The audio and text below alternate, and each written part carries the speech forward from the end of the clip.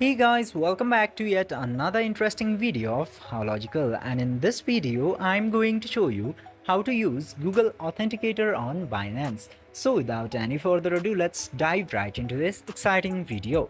Now, in order to use Google Authenticator on Binance, you just simply have to go into the two-factor authentication section of Binance, and after going into there, you just simply have to copy the 16-digit code from there at first. Then after that, you just simply have to open your Google Authenticator app and then tap into this add a code option. Then tap into enter a setup key option, and then you just simply have to paste that 16-digit code into your key section. Then after that, you can name into here, and after that you just simply have to tap into add option, and then you will get a verification code into Authenticator. Let me do this real quick. As you can see here, I have got this code into here.